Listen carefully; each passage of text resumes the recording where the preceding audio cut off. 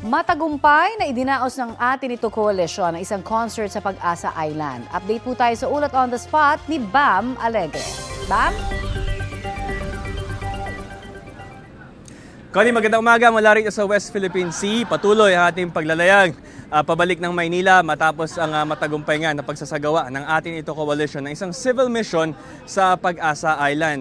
Pero hanggang sa ngayon, kahit na yung biyahe na tayo pa uwi, may nananatili pa rin shadowing ng China Coast Guard Vessel 21549. Meron din tayong escort ang ship ng PCG na BRP Melchora Aquino.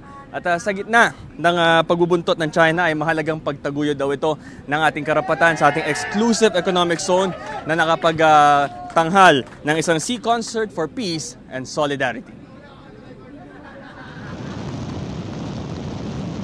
Matapos ang isang araw at kalahating paglalayag mula El Nido, Palawan, nakarating sa Pag-asa Island ang MV Kapitan Felix Oca. Lula ng barko, ang civil mission ng Atin Ito Coalition para sa isang sea concert for peace and solidarity. Naging hamon ang masamang panahon pero tuloy ang tugtugan.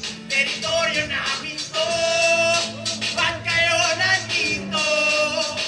Pagdating sa territorial waters ng Pag-asa Island, sinimulan ng programa sa pagkanta ng ating pambansang awit. Sa dagat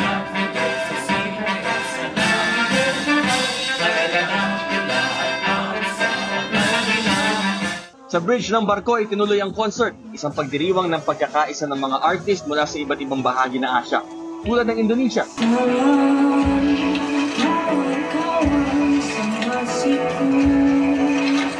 Malaysia,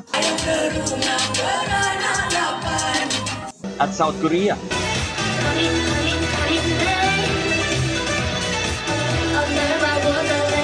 Pati na rin ang sariling atin.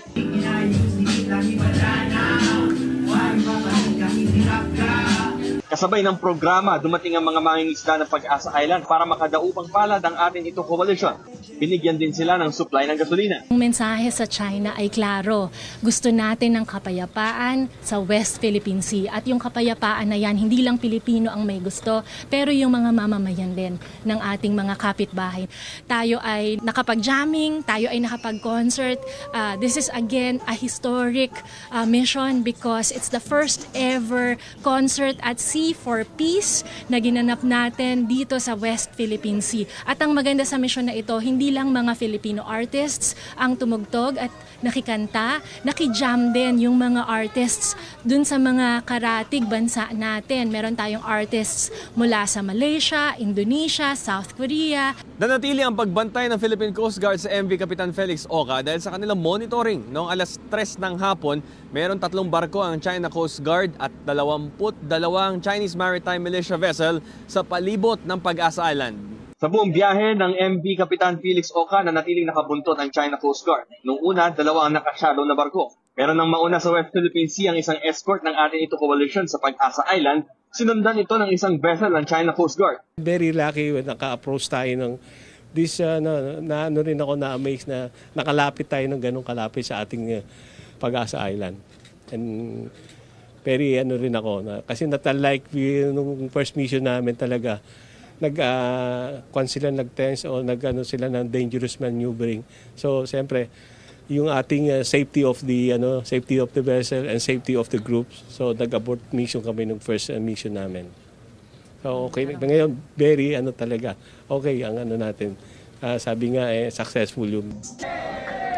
Connie, mahigit isang araw pa ang paglalayag dito sa West Philippine Sea nitong ating private training ship na MV Kapitan Felix Oca at inaasahan dadaong sa Maynila ng hapon o gabi bukas ng Biyernes. Live mula rito sa West Philippine Sea para sa GMA Integrated News. Ako si Bam Alegre. Balik sa inyo, Connie. Maraming salamat, Bam Alegre.